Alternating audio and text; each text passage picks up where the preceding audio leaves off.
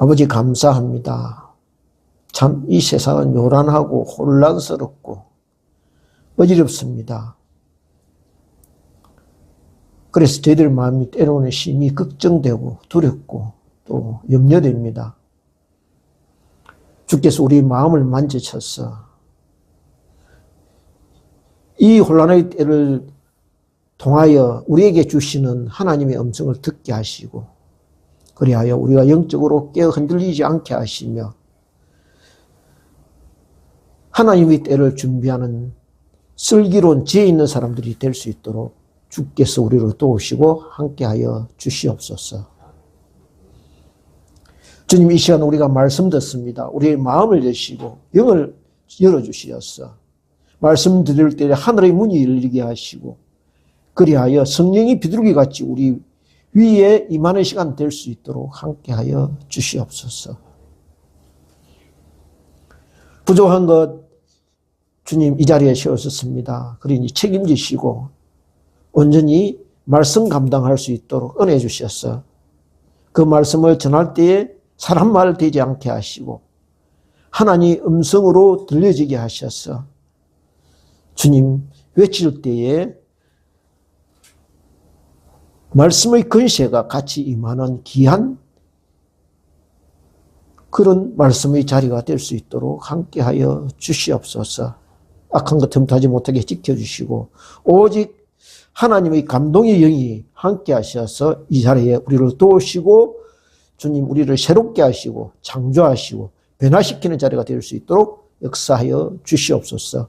감사드렸고 예수님 이름으로 기도드리옵나이다. 아멘.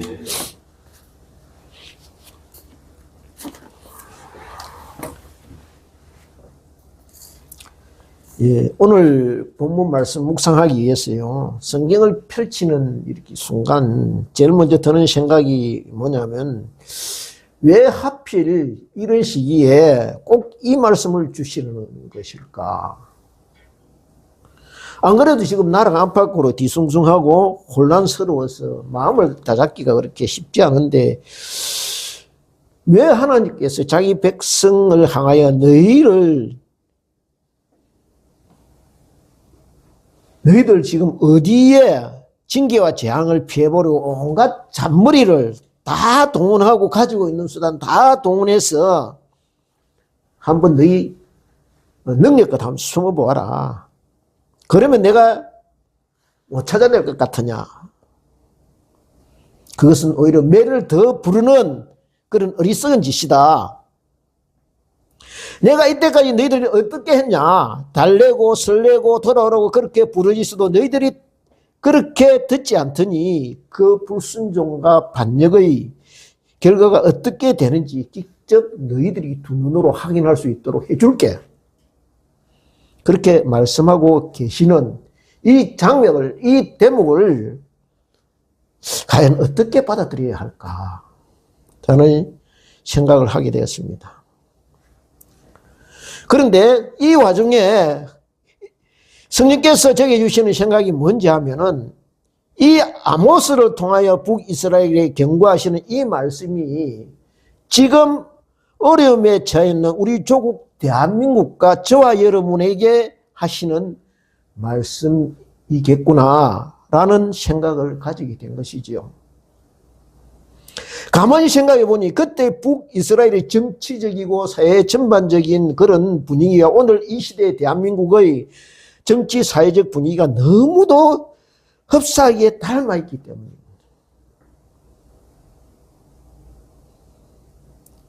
먼저 지정학적 측면과 우리가 처해 있는 국제적인 위치가 놀라울 만큼 닮아 있습니다. 왜냐하면요, 그 당시 지리적으로 이스라엘은 중동의 강대국 애국과 그러니까 신흥 그 강대국 아수르나 바벨론 같은 그런 나라 사이 중간에 이렇게 길목에 끼어 있어서 두 세력이 충돌하는 그런 지역에 놓여 있었습니다.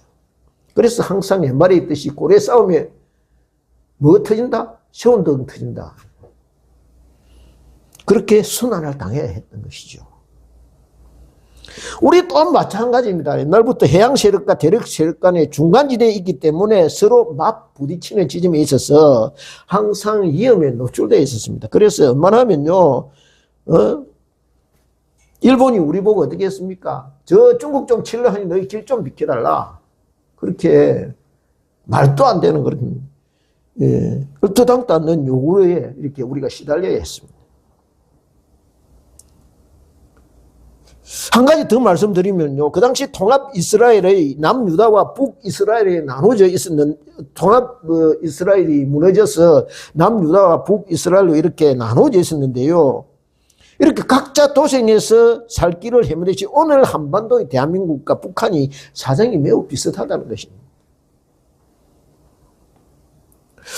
그런데다가 그래도 우여곡절은 있지만 남유다는 여호와 하나님 유일신앙을 그리고 지키고 섬기려는 정통신앙을 어느 정도 유지하려는 반면에 북이스라엘은 어떻게 했습니까?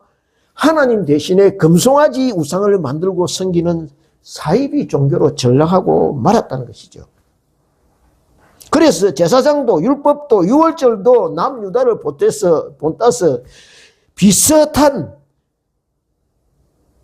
그렇지만 엉터리로 제정하여 지키게 합니다. 한번 보십시오. 북이스라엘이 금송아지 우상을 섬기듯이 지금 북한의 하나님 대신에 김일성 동산에 절하게 하고 충성맹세를 하고 있습니다. 십계명도 사도신경도 그대로 뺏겨서 여호와 신앙을 모독하고 오염시켜 놓았습니다. 비슷하죠? 어쩌면 지금으로부터 2700년 전의 이스라엘 역사가 이 시대 한반도에 똑같이 재현되고 있습니다. 우연치고는 그 기막힌 이런 우연 아닙니까? 게다가 또 한 가지 그 당시 북이스라엘 정치적인 상황을 그대로 닮아 있다는 것이죠. 무슨 뜻이냐면 하루가 멀다 하고 그 당시 정변 쿠데타가 일어났습니다. 하나님을 섬기는 사람들에게 왕은 그냥 백성이 제비 뽑아 세우는 사람이 아니었습니다. 사람이 제비 뽑아 정하는 것이지만은 그것은 바로 하나님께서 이 사람을 왕으로 세우셨다라는 뜻으로 받아들여졌습니다. 그래서 바울 서신이나 베드로서를 보면요, 모든 권세는 이로부터 하나님께서 주신 것이니 믿는 사람들은 그들의 명령에 순복하라고 이렇게 가르치고 있습니다. 그런데 그 당시 북이스라엘은 어땠습니까? 군대 장관이 수시로 왕궁에 치들어 왕을 살해하고 왕권을 찬탈했습니다. 힘만 있으면 누구나 왕의 자리에 넘볼 수 있었던 것이죠. 심지어 일주일 만에 왕이 바뀌어지기도 했습니다. 그러니 나라가 제대로 굴러갈 수가 없는 것입니다. 정통성이 무너지니까 권위를 인정하지 않고 어떻게 서로가 불신하고 대립하니까 나라가 제대로 서 있을 수가 없는 것입니다. 어떻습니까? 오늘날 우리 조국 현실과 너무도 비슷하지 않습니까? 자기 손으로 대통령 뽑아놓고 석 달도 안 돼서 탄핵하자고 이렇게 소리치는 나라가 세상 천지에 어디 있습니까? 이게. 그러니 국민들이 불안한 것입니다.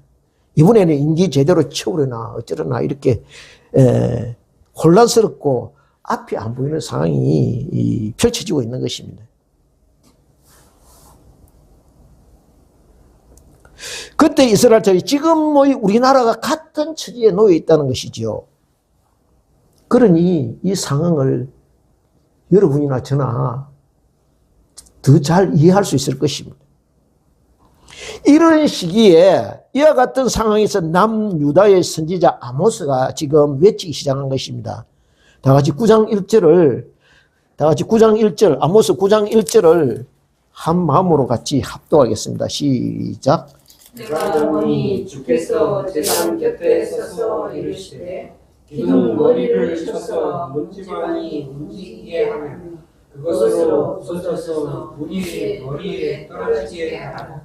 내가 그 남은 자를 칼로 죽이리니 그 중에서 한 사람도 도망하지 못하리라. 그 중에서 한 사람도 피하지 못하리라. 여기에 보면 주께서 제단 곁에 서서라고 되어 있습니다. 그러니까 아모스가 어떤 환상을 보았는데 그 환상 가운데 주님이 자기에게 말씀하신데 그 장소가 어디냐 하면은 제단 곁에 서서 말씀하시는 것입니다. 왜 제단 곁이겠습니까? 제단은 성전 안에 있고 희생 제물을 소나 양, 염소와 같은 희생 제물을 각을 떠서 놓고 하나님께 불로 태워 바치는 그런 곳입니다. 오늘날로 치면 성도들이 예배하는 교회 예배당이죠. 그런 곳에 있는 기둥머리를 치라는 것입니다. 그러니까 기둥이 무너지면 어떻게 되겠습니까? 건물 전체가 무너지는 것입니다. 그죠? 무슨 말이냐 하면 성전문을 닫아버리겠다는 것입니다. 그런데 왜 제단 곁에 이 말씀 하실까? 제단에서 가만히 내가 지켜보니까 너희들 그 제사 드리는 것을 보니까 너무 가식적이고 형식적이고 어떻게 해요? 마음이 당기지 않은 채 드리는 제사다. 내가 보니 이제 구역질 한다 이 말입니다. 그래서 말씀하시기는 나는 그리고 나서 그들이 이제 나가서 제주들이 나가서 말하기는 나는 유월절 제사를 제대로 드렸네. 나는 희생 제물을 많이 바쳤네. 말씀대로 드렸네. 하루 이렇게 자랑한다는 것이죠. 그 모습을 보면서 주님이 차라리 기둥머리를 쳐서 성전 지붕이 내려앉게 하고 싶다라고 말씀하고 있는 것입니다. 그런데 가만 보면 지금 제사를 집전하고 있는 제사장들과 제주들의 머리 위로 부서진 기둥 잔해가 그리 떨어지게 하라는 것입니다. 왜 이런 가혹한 말씀을 하시는 것입니까? 여기 아모스 5장 24절에 그 해답이 있습니다. 같이 한번 찾아보겠습니다. 아모스 5장 앞장을 몇 장 넘겨서 한 2장 넘겨서 5장 24절 5장 24절을 같이 합독하겠습니다. 같이 읽겠습니다. 시작. 오직 정의를 물같이 공의를 마르지 않는 강같이 흐르게 할지어다. 정의를 물같이 공의를 어떻게 해요? 마르지 않는 강같이 흐르게 하라는 것입니다. 무슨 뜻이냐 하면요. 이 사회가 정의롭지 못하고 공의하는 거리가 멀다는 것입니다. 거짓되고 속이는 것이 일만화되어 있다는 것입니다. 정의롭지 못하다. 그 사회가 정의로운지 그렇지 않은지는요, 보여주는 바로미터가 있습니다. 그게 뭐냐 하면은 재판이 공정한가 그렇지 않은가에 달려 있습니다. 보셨지 않습니까? 저와 여러분이 살고 있는 이 대한민국 사회가 정의롭다 여기지십니까? 같은 사안에 대해서 이정은 사람은 유죄를 받고 이정을 부추긴 사람은 이정 교사는 무죄를 받습니다. 더군다나 50억 클럽이라니 기가 찰 노릇입니다. 50억 정도 주면 언론도 입을 막고 대법관의 판결도 그렇게 어긋나게 굽어지게 만든다는 것이죠. 이것이 우리나라의 현 주소라는 것입니다. 그렇다면 저와 여러분은 이들은 정치 지도자들은 그냥 두고 우리는 어떠한가, 과연 진실되고 투명한가 한번 보자는 것이에요. 사회적인 전반적인 분위기가 그렇다는 것이죠. 저와 여러분은 사람들의 눈을 두려워하여 감추거나 숨긴 것은 없느냐는 거예요. 말과 은행이 일치하느냐는 것입니다. 저와 여러분 모두 찔림이 있을 것입니다. 그래서 바로 그는 손에 항상 말씀의 등불이 달려 있었어요. 밝고 환한 빛 가운데 걸어가는 진리의 사람, 진실된 하나님의 사람으로 사는 은혜가 있기를 소원합니다. 2절을 보면요. 어떻게 했습니까? 2절을 한번 볼까요? 2절 9장, 아모스 9장 2절을 같이 읽겠습니다. 시작. 그들이 파고 수로로 들어갈지라도 내 손이 거기에서 붙잡아 낼 것이요 하늘로 올라갈지라도 내가 거기에서 붙잡아 내릴 것이며 그들이 파고 서울로 들어갈지라도 하늘로 올라갈지라도 내가 붙잡아 내리겠다 이렇게 말씀합니다. 북이스라엘 왜 이정이 되었습니까? 이사야 선지자부터 말라기 선지자까지 외쳤건만은 예언과 경고의 말씀이 자기에게 하는 말씀이 아니라 어떻게 해요? 어느 나 외에 다른 사람에게 하는 말씀으로 들려졌기 때문입니다. 정치 지도자에게 하는 말씀이 아닙니다. 저와 여러분이 하시는 말씀으로 받기를 소원합니다. 나이가 들면요, 고집도 세고 생각도 완고해집니다. 그래서 충고를 잘 안 받습니다. 말씀도 마찬가지입니다. 에스겔서 3장 9절은 이렇게 말씀합니다. 그러나 이스라엘 족속은 이마가 곱고 마음이 굳어 네 말을 듣지 아니하리니 이는 내 말을 듣고자 아니함이라. 무슨 말입니까? 네가 그렇게 외쳐도 잘 안 들을 것이다. 안 들으라 할 것이다. 이렇게 하나님도 알고 계신다는 것입니다. 완고했어요. 이마가 단단해서 자기 생각 때문에 안 된다는 거예요. 그런데 이때가 이 말씀을 에스겔이 여호와의 말씀을 받을 때가 언제냐면 BC 593년입니다. 그러니까 북이스라엘은 이미 망했고 이스라엘 망하기 전에 7년 전입니다. 그러니까 남유다조차도 나라의 존의가 간당간당할 때 에스겔이 외쳤으면 그래도 안 듣습니다. 그죠? 네가 외쳐도 그래 안 될 것이다 라고 하나님 말씀하시죠. 그렇다면 형편이 이랬다면 정신 차려야 되는데 그래도 에스겔 선지자의 말을 듣지 않는다는 것입니다. 그만큼 자기 고집과 자기 생각이 말씀을 받아들이지 못하도록 붙잡고 있다는 것입니다. 예수님 말씀하셨듯이 자기 성전을 워낙 튼튼하게 지어놓아서 무너질 수가 없다는 것입니다. 내가 뭐 주일날 예배 꼬박꼬박 참석하고 11조 빠지지 않고 들어있는데 뭐가 문제냐는 것입니다. 세계 역사를 보면요, 16세기 중반부터 19세기 약 400년 동안 노예 흑인 무역이 성행했습니다. 영국, 에스파냐, 포르투갈 등 유럽의 기독교 국가에서 노예 무역에 열을 올렸습니다. 그 기간 동안 아프리카에서 노예로 팔려나간 수가 자그마치 1,500명입니다.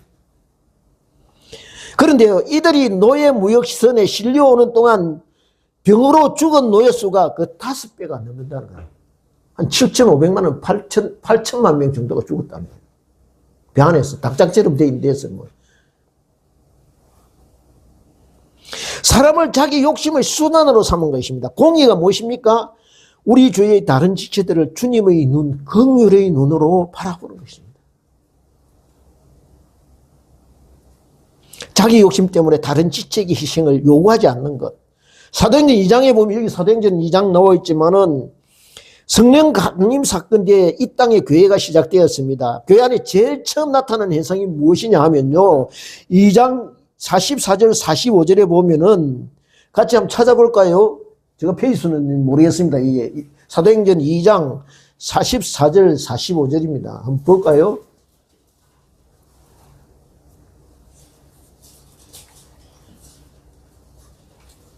사도행전 2장 44절 45절입니다. 같이 읽겠습니다.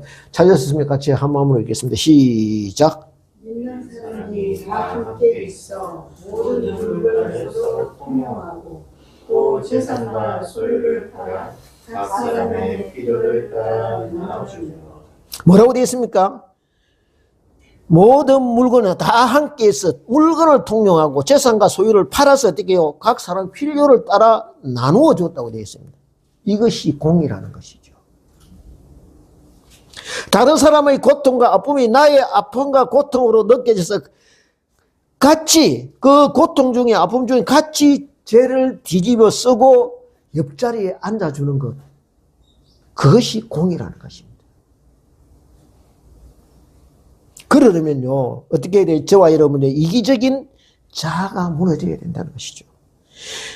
매일 예배 잘 참석하고 11조 열심히 하지만은 다른 지체의 불행을 예만하고 모른 채 하면은 그것은 아니라는 거예요. 그 자아의 성전은 무너져야 한다는 것입니다. 즉 내가 예수 믿었다. 신앙경력 몇십 년이다.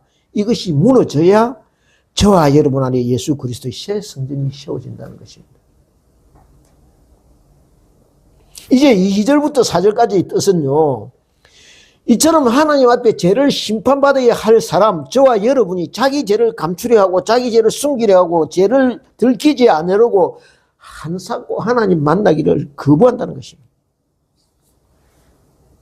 그렇습니다. 아담과 헤아가 그랬습니다. 그죠? 지은 죄를 고백하고 회개하며 용서를 구하면 될 텐데 이상하게도 죄를 숨기려 하고 하나님 만나는 것을 두려워합니다. 아담과 하와가 그랬습니다. 그뿐만 아니라 눈물로 회개하며 잘못을 뉘우쳐야 하는데 오히려 뻔뻔해지고 저에 둔감해집니다. 내가 뭐 잘못한 거 있나? 다른 사람 나보다 훨씬 나쁜 사람 많은데 라고 생각한다는 것이죠. 가인을 한번 보십시오. 아우 아벨을 살인한 후에 여호와께서 그를 찾아갑니다. 찾아가서 네 아우 아벨이 어디 있느냐라고 묻자 어떻게 나옵니까? 네, 알지 못합니다. 내가 아우를 지키는 사람입니까? 그렇게 반문합니다. 무엇을 말합니까? 제가 양심을 마비시켜버린다는 것입니다. 자기의 잘못은 인정하지 않는 것입니다. 이것이 저의 본성입니다. 하나님 앞으로 나와야 살 길이 열리니 자꾸만 피하고 숨어 들어가는 것입니다. 그래서 2절에 보면요. 파고 서울로 내려갈지라도 거기서 내 손이 거기서 붙잡아 낼 것이라고 이렇게 말씀하고 있습니다. 무슨 말이냐 하면요. 자기 죄를 감추기 위해서 땅을 깊이 파고 어디게요? 내려가 숨는다는 것입니다. 어디까지 파고 내려갔냐 하면 서울까지 간답니다. 서울은요. 음부, 무덤을 의미하고 있습니다. 그러니까 무슨 말이냐 하면요. 그렇게 숨는 것이 자기 무덤을 스스로 파는 어리석은 행동이라는 것입니다. 저나 여러분이나 모두 하나님의 손바닥 안에 있다는 것이죠. 그 누구도 하나님의 눈 밖을 벗어날 수가 없다는 것입니다. 지금 이 사태의 시초가 이렇게 어지러운 나라의 시초가 어디서 시작했습니까? 한 사람 때문입니다. 그죠? 어떻게든 살아남아 버리고 무슨 짓을 해서라도 자기 죄를 덮어보려고요. 해서는 안 될 무리수를 두다 보니까 나라를 거들내고 있는 것입니다. 지금. 세상이 다 하는 사실을 자기 혼자 감추려 합니다. 정의의 하나님께서 그대로 두고 보시겠습니까? 그렇지 않을 것입니다. 이제 5절을 같이 보겠습니다. 5절을 같이 읽겠습니다. 시작. 주 만군의 여호와는 땅을 만져 높게 하사 거기 거주하는 자가 애통하게 하시며 그 온 땅이 강의 병침같이 솟아오르며 애국강같이 낮아지게 하시는 이요. 애국강같이 낮아지게 하시는 이유. 무엇을 말씀하시는 것입니까? 자기 죄를 회개할 줄 모르는 사람들, 하나님께 돌아오기를 거부하는 자들이 우리가 거주하는 이것은 안전하다. 다른 것은 몰라도 여기는 난구불락의 요새요. 우리를 건드리지 못하는 안전한 피난처라고 생각한다는 것입니다. 그런데 그곳 땅을 하나님께서 높게 만드신다는 것입니다. 그러니 하나님의 눈을 피할 곳은 그 어디도 없다는 것, 숨을 곳이 없다는 것이죠. 이제 7절부터 10절까지를 같이 보겠습니다. 7절만 같이 읽겠습니다. 시작. 여호와의 말씀이니라. 이스라엘 자손들아 너희는 내게 우스 족속같이 아니하냐. 내가 이스라엘을 애굽 땅에서 블레셋 사람을 갑돌에서 아람 사람을 기르에서 올라오게 하지 아니냐. 무슨 말이냐면 여기 나오는 구스는요. 오늘날의 에디오피아를 말합니다. 그러니까 노아의 자손 중에서 함의 후손에 해당되는 사람들을 가리킵니다. 우리가 알다시피 아버지의 수치를 드러내다가 저주를 받은 함의 자손들입니다. 그래서 이스라엘 사람들은요, 함의 후손을 경멸하였습니다. 이 말 뜻이 뭐냐 하면은 북이스라엘 너희들이 구스 사람을 경멸하듯이 나 또한 너희들을 경멸한다 이런 뜻입니다. 왜요? 너희가 죄에서 돌이키지 아니하였기 때문에.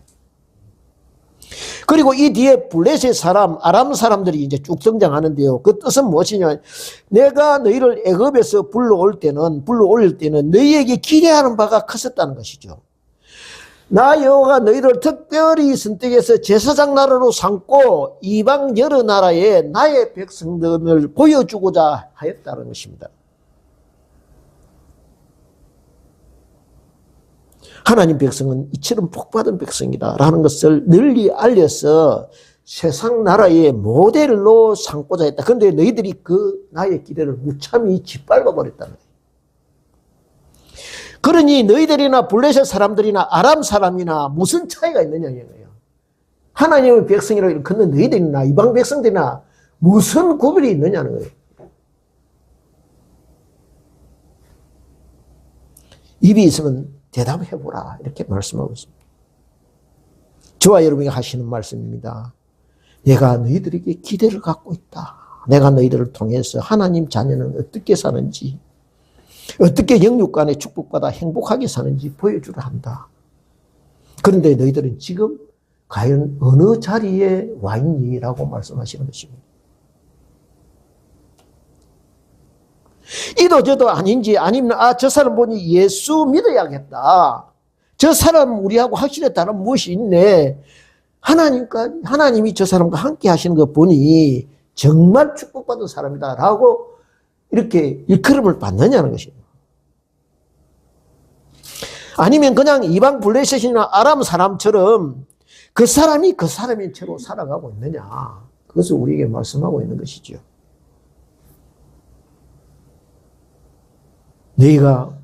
우리는 하나님 섬기는 사람이다 말하고 다니면서 저 사람들과 다른 점이 없지 않느냐라고 말씀하시는 것이죠. 이제 10절부터 15절을 같이 보겠습니다. 11절 한 절만 같이 읽겠습니다. 시작. 그날에 내가 다윗의 무너진 장막을 일으키고 그것들의 틈을 막으며 그 허물어진 것을 일으켜서 옛적과 같이 세우고. 무슨 말씀입니까? 1절 앞에서 기둥머리를 쳐서 어떻게 성전을 허물겠다고 그렇게 말씀하셨죠. 그런데 11절에 와서는 어떻게 됩니까? 그 황폐한 성전에 넓고 허물어진 성전, 그렇게 거미줄이 덕실덕실 이렇게 깔려있는 그 성전을 어떻게 해요? 다시 세우겠다고 말씀하십니다. 그래서 영원히 내가 갈 처소로 만들겠다 그렇게 약속하고 있는 것입니다. 잘했어? 아닙니다. 하나님이 그렇게 하시겠답니다. 그렇게 하려면 어떻게 하게 되시면 너희들이 지은 성전을 허물어 버리라는 것입니다. 내가 너희들의 성전 되어 주시겠다. 그렇게 약속하시는 것입니다. 그래서 예수 그리스도께서 참 성전이 되어 주시기 위해서 이 땅에 오신 것입니다. 예수 그리스도께서 성전의 머릿돌이 되셔서 같이 성전을 지어가자는 것이죠. 12절입니다. 12절을 보면요. 그들이 에돔의 남은 자와 내 이름으로 일컫는 만국을 기업으로 얻게 하리라 라고 그렇게 했습니다.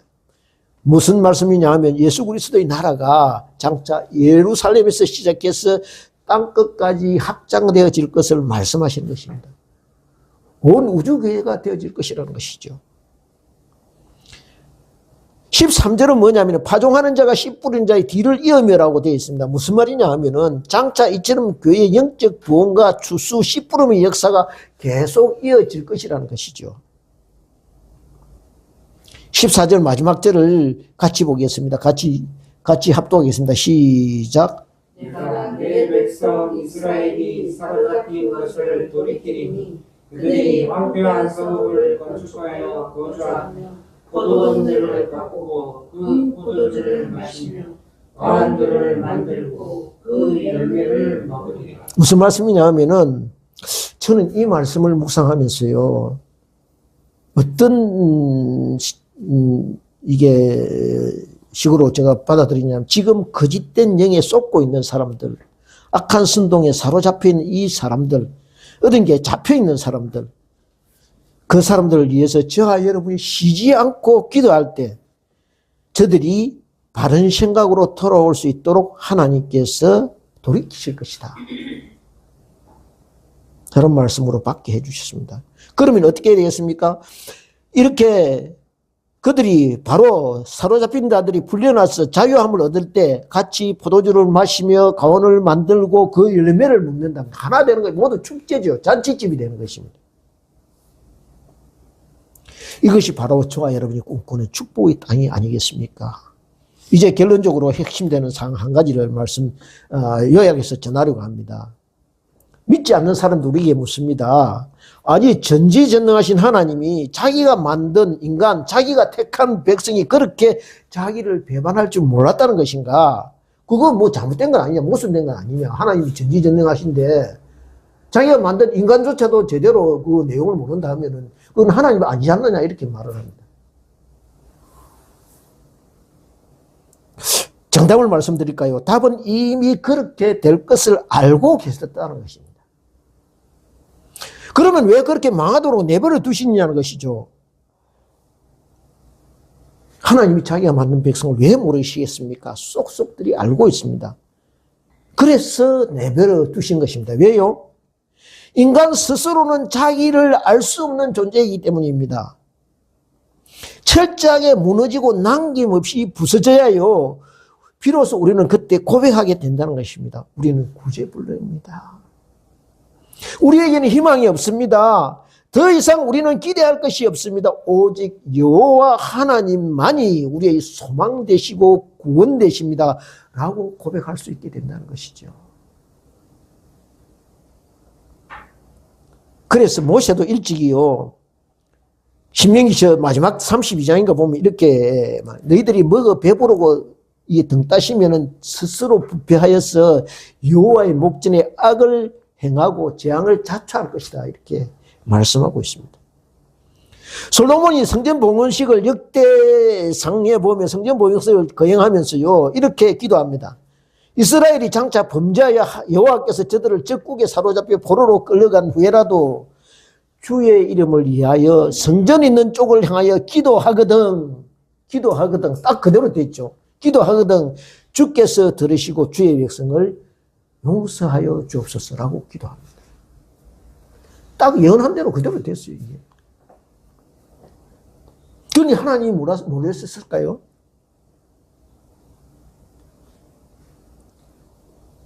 하나님께서 선지자들이 아무리 외쳐도 끝내 돌아오지 않을 것을 알고 계셨던 것이지요. 그래서 또 다른 플랜 B를 만드십니다.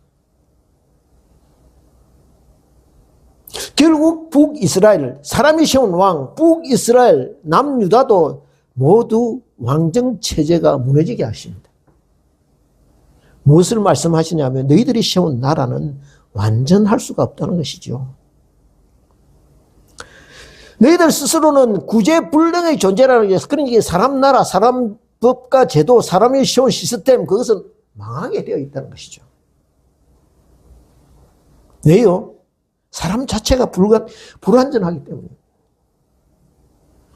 그렇습니다. 하나님께서 지금 저와 여러분에게 하시는 말씀은요, 그것은 한시적이고 완전한 만족을 주지 못한다는 것입니다.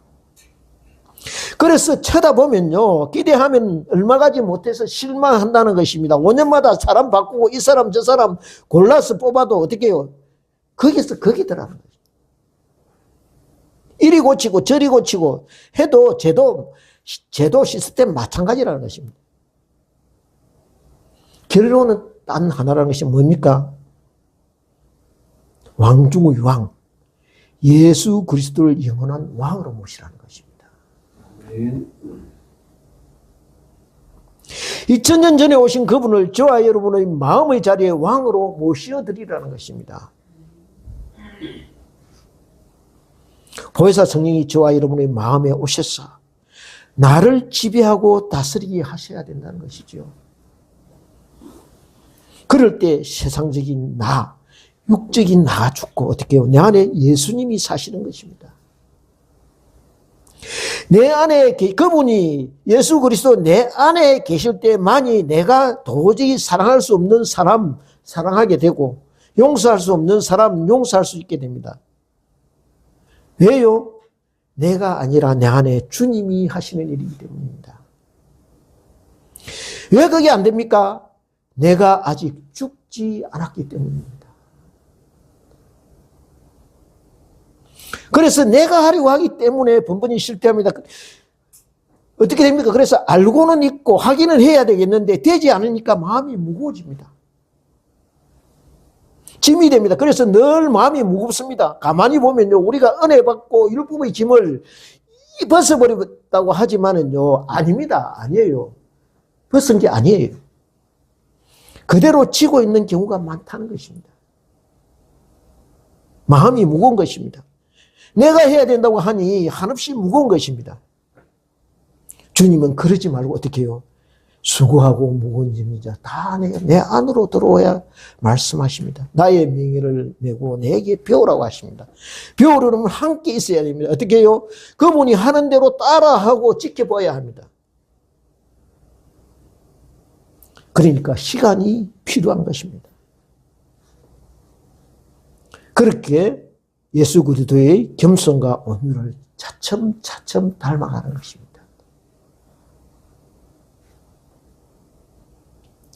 그러니까 짐을 지고 혼자 끙끙대지 말고 주님 이 짐 너무 무겁습니다. 같이 좀 져주세요라고 기도하라는 것이죠. 이제 영적 전쟁이 시작되었습니다. 알고 있다시피 온 교회가 지난 10월 27일 날 영적 대각성 집회를 열었습니다. 그래서 시청 앞에서. 그 뒤에 11월 22일 날 국가 조찬 기도회가 있었습니다. 기별을 통해서 대통령이 기도하는 모습을 보셨을 것입니다. 그러니 에베소 6장에 나오는 통치자들, 근세자들, 세상 어둠의 세상 주관자들, 하늘에 있는 악한 영들이 지금 준동을 하고 있는 것입니다. 자칫하면요, 자기 세력을 뺏기기 생겼거든요. 영적인 눈으로 보면요, 공중 근세 잡은 자들인 방송, 언론, 신문이 일반적으로 일사불란하게 객관적인 사실이 아니라 한쪽 주장만을 줄기차게 보도하고 있습니다. 그러니 기도해야 될 것입니다. 앞에 12절부터 마지막 단락을 살펴보았습니다만 핵심은 이것입니다. 하나님의 반전을 나타내고 있습니다. 인간은 다 망쳐놓고 죽여버리고 희망의 싹을 잘라버리고 죽음의 꼴짜기로 이 아름다운 세상을, 하나님 만드신 세상을 만들어 놓지만은 나 여호와는 죄로 죽었던 너희를 다시 살리신 여호와가 아니냐. 땅이 혼돈하고 흑암이 깊음 위에 있을 그때 해와 달과 별과 어떻게 해요? 아름다운 세상을 창조한 나 여호와 하나님이 아니더냐라고 우리에게 말씀하십니다. 홍해 바닷가에서요, 울부짖으며 하나님을 찾는 자기 백성을 보면서 바다의 길을 내시는 하나님이 아니시더냐라고 우리에게 반문하고 계시는 것입니다. 그 반전의 하나님께서 뒤쫓아오는 군대를 바다에 수장시키지 않으셨나. 그러니 이제 막막한 현실의 바다 위로 기도의 손을 내밀어 하나님께 부르짖어 기도하자는 것이죠. 그러면 그 막막한 바다 속에 감춰져 있던 하나님이 미리 예비하신 길이 열려지게 될 것입니다. 저와 여러분 하나님의 아들, 딸입니다. 그러니 너희는 가만히 있어. 이제부터 내가 하는 일을 그저 바라보기만 하라는 그 말씀대로 기도의 자리에 나가 하나님이 하시는 일을 믿음의 눈으로 바라보시는 저와 여러분이 되어야 될 줄 믿습니다. 그러면요, 믿을 수 없는 놀라운 역사가 펼쳐질 것입니다. 그래서 우리 모두 한 마음으로 하나님 아버지 다시 한번 그녀가 자비를 베푸시라고 간절한 마음으로 기도의 자리에 앉는 저와 여러분 되기를 원합니다. 마지막으로 이제 말씀을 맺겠습니다. 에베소 6장 10절부터 18절 말씀을 같이 합독하면서 끝맺으려 합니다. 다 같이 에베소서 6장 10절부터 315페이지입니다. 신약성경 315페이지입니다. 같이 합독하면서 말씀을 맺겠습니다. 에베소 6장 10절부터 18절입니다. 다 같이 맺겠습니다. 신약성경 315페이지 같이 읽겠습니다. 시작. 그처럼 너희가 주 안에서와 그 힘의 능력으로 강건하여 지고 마귀의 관계를 능히 대적하기 위하여 하나님의 전신 갑주를 입으라. 우리의 씨름은 혈과 육을 상대하는 것이 아니요 통치자들과 근세들과 이 어둠의 세상 주관자들 하늘에 있는 악의 영들을 상대함이라. 그러므로 하나님의 전신 갑주를 취하라. 이는 악한 날에 너희가 능히 대적하고 모든 일을 행한 후에 서기야 함이라. 그런 적 서서 진리로 너희 허리띠를 띠고 의의 호신경을 붙이고 평안의 복음이 준비한 것으로 신을 신고 모든 것 이에 믿음의 방패를 가지고 이로써 너희 악한 자의 모든 불화살을 소멸하고 구원의 투구와 성령의 검 곧 하나님의 말씀을 가지라. 모든 기도와 간구를 하되 항상 성령 안에서 기도하고 이를 위하여 깨어 구하기를 항상 힘쓰며 여러 성도를 위하여 구하라. 아멘. 기도드리겠습니다. 아버지 감사합니다. 말씀 주셨습니다. 주님, 위기의 순간에 주님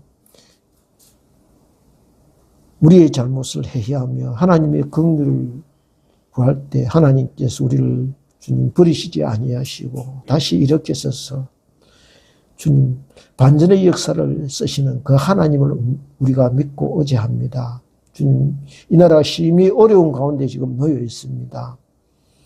주님께서 하나님이 사람을 붙드셔서 역사하여 주시옵고 이 혼돈되고 어려운 상황을 하나님께서 정리하셔서 주님 정의와 공의가 강같이 흐르는 그런 하나님이 원하시는 아름다운 나라가 될 수 있도록 역사하여 주시옵소서.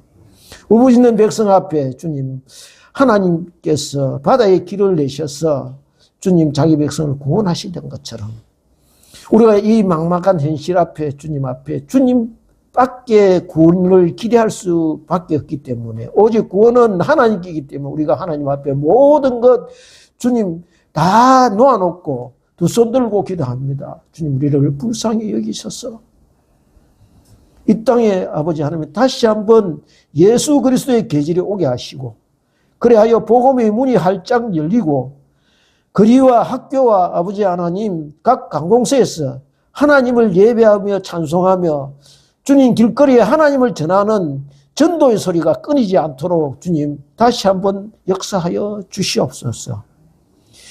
철조망에 쳐져 있는 저 이북이 무너지게 하셔서 남과 북이 하나님의 뜻 안에서 하나 되게 하시고 그래하여 주님이 원하시는 영광스러운 대한민국 예수 그리스도의 나라가 될 수 있도록 하나님이 원하시는 기뻐하시는 그런 나라가 될 수 있도록 역사하여 주시옵소서.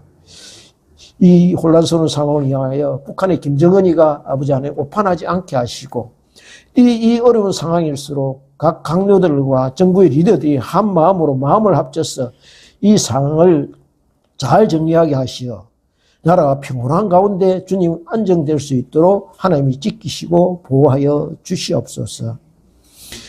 진리와 아버지 하나님 주님 정의의 하나님께서 거짓된 것 악한 것 주님 속이는 것이 다 물러가게 하셔서 주님의 때에 곧 모든 사실이 주님 진실된 것이 드러나게 하시고 그래하여 백성들이 더 이상 거짓된 것에 쏘가 넘어가지 않도록 주님 함께하여 주시옵소서. 감사드리옵고 예수님 이름으로 기도드리옵나이다. 아멘.